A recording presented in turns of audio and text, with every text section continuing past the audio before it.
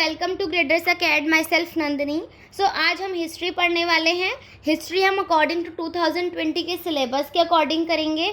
हम अभी सारे चैप्टर्स नहीं कर रहे हैं जो 2020 में बोर्ड में सिलेबस कट हो गया है, सिर्फ उतना ही। अभी सबसे पहले हमारी प्रायोरिटी वही है, तो हम वही वाला चैप्टर्स करेंगे। सेक्शन 2 के 2 चैप्टर्स आ रहे हैं आपके।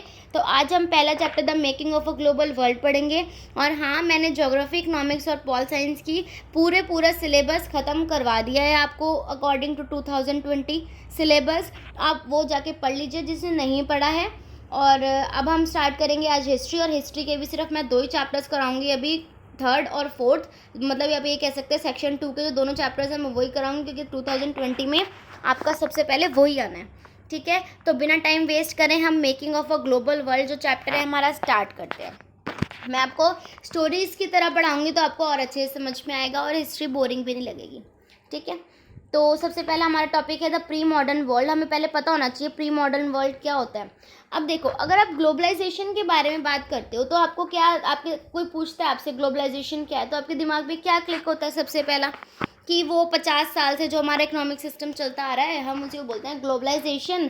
मतलब हम जो इंपोर्ट एक्सपोर्ट करते हैं वो ग्लोबलाइजेशन। बट इस चैप्टर में हम पढ़ेंगे कि हमारा जो वर्ल्ड है वो ग्लोबल कैसे बना, मतलब जो हमारा ग्लोबल वर्ल्ड है वो कैसे क्रिएट हुआ। इतनी हिस्ट्रीज़ की बुक है हमारे पास, स्टोरीज़ हैं हमारे पास, सारी बातें लिखी हुई हैं, बट वो कैसे कैसे हुआ। जो इतनी लॉन्ग हिस्ट्री में लिखा हुआ है ट्रेड के बारे में, माइग्रेशन के बारे में, ठीक है, मूवमेंट ऑफ कैपिटल के बारे में, तो वो कैसे कैसे हुआ अब हम वो पढ़ेंगे। ठीक है, तो शुरू करते हैं सिल्क रूट से। अब जो सिल्क रूट्स थे ना, उन्होंने भी वर्ल्ड को बहुत अच्छे से लिंक करा। अब कोई भी चीज़ वर्ल्ड को कैसे लिंक कर सकती है, जो जब कोई चीज़ इंपोर्ट या एक्सपोर्ट होती है डिफरेंट जगहों से, जो बहुत दूर दूर भी जगह है उनसे, जब वो चीज़ें एक्सपोर्ट इम्पोर्ट होती है उससे क्या होता है, एक कनेक्शन बन जाता है कंट्रीज़ के बीच में। ठीक है, तो ऐसे ही सिल्क का हुआ। हिस्टोरियंस जो थे ना, उन्होंने बहुत तरीके निकाले, बहुत जगहें उन्होंने सर्च करी, ढूंढी, बाय लैंड बाय सी। उन्होंने बहुत तरीके निकाले कि कैसे हम दूसरी कंट्रीज़ में पहुंच सकते हैं और अपनी सिल्क वहाँ पे दे सकते हैं। जहाँ पे भी सिल्क होती है, सिल्क ग्रो होती है, तो हम वहाँ पे कैसे सिल्क पहुँचा सकते हैं। तो उन्होंने डिफरेंट रूट्स जो थे आइडेंटिफाई करे, चाहे वो लैंड से हो चाहे वो सी से हो। ठीक है, उससे क्या हुआ कि एक बहुत बड़ा एशिया, मतलब एशिया के अंदर बहुत बड़ा वास्ट रीजन हो गया जो कि सिल्क यूज़ करता था। और इससे क्या हो गया, सब इंटरकनेक्ट हो गए। ठीक है, जैसे यूरोप हो गया इंटरकनेक्ट, उसके बाद नॉर्दर्न अफ्रीका हो गया, ये सब आपस में क्या हो गए, निट हो गए, मतलब आपस में एक साथ कनेक्ट हो गए। अब क्या है कि जिसके पास सिल्क है वो सिल्क दे सकता है, जिसके पास कोई और मटेरियल है वो कोई और मटेरियल दे सकता है। पर लेकिन ये शुरुआत कैसे हुई, सिल्क से हुई। तो सिल्क रूट्स ने भी वर्ल्ड को बहुत लिंक करा है। मतलब सिल्क के चक्कर में भी बहुत सारी कंट्रीज जो हैं आपस में इंटरलिंक हुई हैं। ठीक है, तो ये तो थी सिल्क की बात। अब हम देखते हैं फूड की बात। अब फूड का मतलब फूड कैसे इंटरलिंक हुआ है। अब देखो, जैसे फूड है, फूड में कोई सामान कहीं से आता है, कोई सामान कहीं से आता है। कोई कंट्री ऐसी नहीं होती है जिसके पास सारा सामान खुद ही अवेलेबल हो, सारी क्रॉप, सारी दाल, मतलब जो पल्सेस वगैरह होती हैं, सारी दालें उसके पास अवेलेबल हो, सारी सब्जियां, सारे फल। कोई भी कंट्री ऐसी नहीं होती जिसके पास सब कुछ ही अवेलेबल हो। कुछ ना कुछ हमें बाहर से मंगवाना ही पड़ता है। सिर्फ खाने की बात नहीं, और भी चीज़ें होती हैं जो कि हमें दूसरी कंट्री से लेनी ही पड़ती हैं। ठीक है, तो फूड की वजह से बहुत लॉन्ग डिस्टेंस कल्चर एक्सचेंजेस हो जाते हैं स्टार्ट। ट्रेडर्स, ट्रैवलर्स के लिए क्या होता है, नई नई क्रॉप्स मिलती हैं उनको, जहाँ जहाँ वो बाहर ट्रैवल करते हैं उनको नई नई क्रॉप्स देखने को मिलती है, नया मतलब एक तरीके का अभी कह लो कि वैरायटी हो जाती है खाने की। तो अब जब ट्रेडर्स और ट्रैवलर्स जो होते हैं वो ट्रैवल करते हैं डिफरेंट जगह पे, तो उनको न्यू क्रॉप्स मिलती है, जिसकी वजह से क्या होता है, फिर उसी चीज़ का इंपोर्ट एक्सपोर्ट स्टार्ट हो जाता है। तो इससे क्या हुआ कि ये भी तो वर्ल्ड को लिंक ही कर रहा है ना। जब हम इंपोर्ट एक्सपोर्ट स्टार्ट करते हैं किसी कंट्री के साथ, वो हम उसके साथ एक लिंक बना लेते हैं अपना। ठीक है, तो कभी कभी ऐसा भी होता है जो रेडी फूड स्टफ़ होता है ना, वो भी इधर से उधर माइग्रेट होता है। या फिर जो रेडी फूड स्टफ़ होता है, मतलब सिर्फ खाने के लिए वो रेडी होता है, उसको तुम खा सकते हो, तुम्हें उसमें कोई भी प्रोसेस नहीं करना, तो वो भी इधर से उधर ट्रैवल करते हैं। जैसे कि आप स्पेगेटी और नूडल्स का एग्जांपल ले लो। ये बोला जाता है, ये माना जाता है कि जो नूडल्स हैं वो कहाँ से ट्रैवल करते हैं, वेस्ट, चाइना वेस्ट से ट्रैवल करते हैं वो। ठीक है, ताकि वो स्पेगेटी बन पाए। ठीक है, और भी डिफरेंट चीज़ें हैं, जैसे पोटैटोज़ हैं, सोया है, ग्राउंड नट है, कोई चीज़ कहीं पे मिलती है, कोई चीज़ कहीं पे मिलती है। तो इससे क्या होता है कि जो वर्ल्ड है ना वो हमारा लिंक हो जाता है। तो एक फूड भी एक अच्छा फैक्टर है जिससे कि वर्ल्ड लिंक होता है। ठीक है। उसके बाद है conquest, disease and trade. Conquer मतलब क्या होता है, किसी चीज़ को छीन लेना, हड़प लेना। डिजीज मतलब बीमारी, और ट्रेड मतलब इम्पोर्ट एक्सपोर्ट, ठीक है।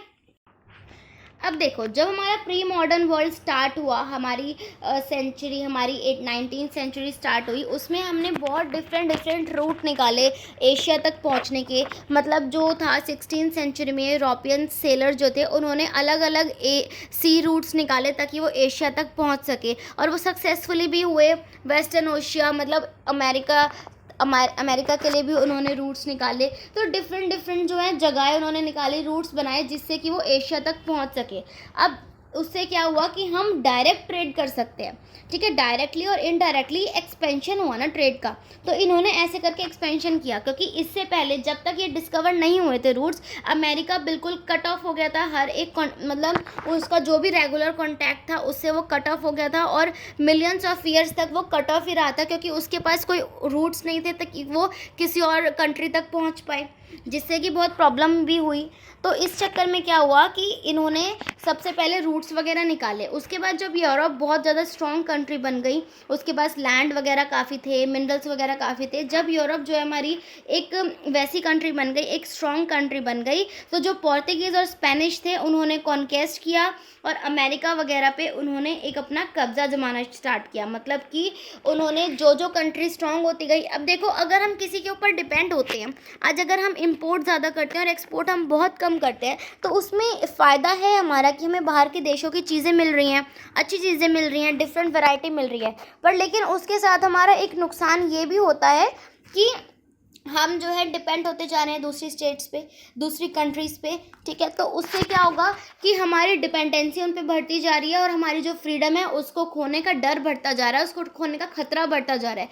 कोई भी कंट्री आके हमें कॉन्कर कर सकती है, ठीक है। कोई भी कंट्री आके हम पे कब्जा कर सकती है, और कोई भी कंट्री जब हम उस पर ज़्यादा डिपेंड हो जाएंगे, तो उससे क्या होगा, प्रॉब्लम्स क्रिएट होती है। तो इसको हम बोलते हैं कॉन्केस्ट कर लेना, कॉन्कर कर लेना, ठीक है।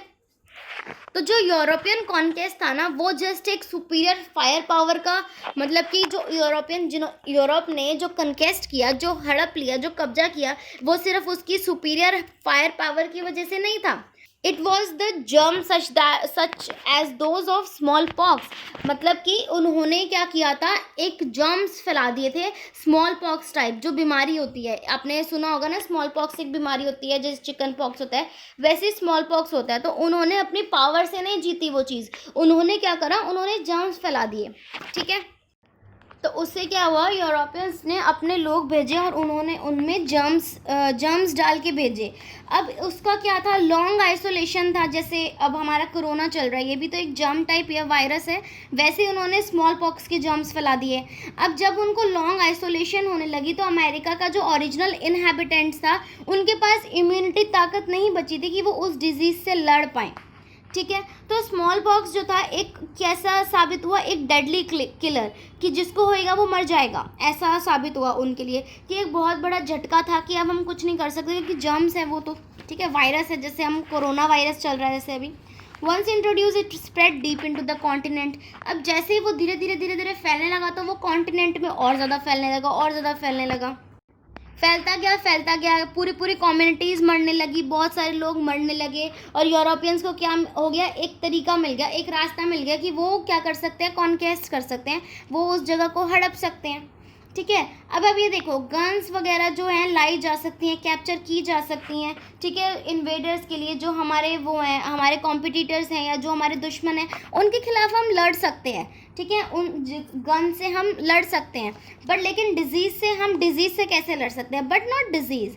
जैसे स्मॉल पॉक्स है, जो हमें वो कब्जा करना चाहते हैं, उन्होंने इतनी ज़्यादा वो जर्म्स फैला दिए, हम उससे कैसे लड़ सकते हैं। गन्स होती हैं, जैसे अगर किसी के पास गन्स हैं, बॉम्ब्स हैं, उसका तो सामना किया जा सकता है, पर लेकिन जर्म्स का कैसे किया जाएगा। तो अब यूरोप में क्या हो गया, यूरोप में मतलब सिटीज़ जो थी बहुत क्राउडेड सिटीज़ थी, पोवर्टी, हंगर के मारे, मतलब अनटिल द 19th सेंचुरी जब तक नहीं आई थी, तब तक वहाँ पे बहुत गरीबी थी, भुखमरी थी, ठीक है। सिटीज़ जो थी बहुत क्राउडेड थी, डेडली डिसीजेस फैली हुई थी, रिलीजन कॉन्फ्लिक्ट्स थे, रिलीजियस डिसेंटर्स थे, ठीक है, बहुत सब कुछ था। और इसी वजह से क्या हुआ, यूरोप से बहुत सारे थाउजेंड्स ऑफ पीपल अमेरिका चले गए। ये 19th सेंचुरी से पहले की बात है। यूरोप से जो बहुत सारे लोग थे, thousands of people America shift हो गए। तो thereby the 18th century plantation work by slaves captured in Africa. अब जो प्लांटेशन वर्कर्स थे वो हम अफ्रीका में भी पाए गए कुछ लोग, कि वो स्लेव्स की तरह काम कर रहे हैं और वो कॉटन वगैरह, शुगर वगैरह ग्रो कर रहे हैं यूरोपियन मार्केट्स के लिए। ठीक है, until well into the 18th century से पहले China and India were among the richest country of the world. अब 18th सेंचुरी तक या 18th सेंचुरी से पहले तक जो चाइना और इंडिया थी वर्ल्ड की रिचेस्ट कंट्रीज थी। However 15th century, from the 15th century China is said to have restricted overseas contracts. अब क्या था कि 15th सेंचुरी से क्या था कि चाइना ने अपने रिस्ट्रिक्ट कर दिए थे कॉन्ट्रैक्ट्स, ओवरसीज कॉन्ट्रैक्ट्स जो होते हैं, मतलब हम इंपोर्ट एक्सपोर्ट नहीं करेंगे। एंड रिट्रीटेड इनटू आइसोलेशंस, कि हम क्या करेंगे, कुछ भी नहीं, मतलब इंपोर्ट एक्सपोर्ट करेंगे। चाइना's reduced role in the rising importance of the Americas gradually moved the center of world trade westwards। अब क्या था कि जब चाइना ने बंद कर दिया, चाइना ने इंपोर्ट एक्सपोर्ट नहीं किया, तो उससे किसको मौका मिला, अमेरिका को मौका मिल गया। और अमेरिका अब ग्रेजुअली बहुत आगे बढ़ गया और बहुत अपवर्ड डायरेक्शन में गया। समझ में आई? तो इससे क्या हुआ कि अमेरिका को मौका मिला बढ़ने का, क्योंकि चाइना ने अपने एक्सपोर्ट इंपोर्ट बिल्कुल ही बंद कर दिए थे। उस इम्पोर्टेंट टाइम में उन्होंने अपना हाथ खींच लिया, उन्होंने एक्सपोर्ट इंपोर्ट बंद कर दिया, जिसका फ़ायदा अमेरिका ने उठाया। तो पहला आपका यही था कि कैसे ट्रेड हुआ, मतलब ट्रेड में कैसे चेंजेस आए, फिर डिजीज़ की वजह से क्या प्रॉब्लम आई, ठीक है। उसके बाद कॉन्क्वेस्ट क्या हुआ, फूड ट्रैवल, सिल्क रूट्स, मतलब इन्होंने यही बताया कि ग्लोबल जो वर्ल्ड है हमारा वो लिंक कैसे हुआ है, फूड के थ्रू कैसे हुआ, स्पेगेटी वगैरह जैसे पोटैटो का मैंने एग्जांपल दिया। उसके बाद सिल्क से कैसे लिंक हुआ वर्ल्ड। फिर उसके बाद इन्होंने बताया डिजीज़ कैसे फैली, फिर ट्रेड कैसे इफेक्ट हुआ। ये सब आपका पहला पार्ट था, ठीक है। पहला पार्ट था आपका द प्री मॉडर्न वर्ल्ड।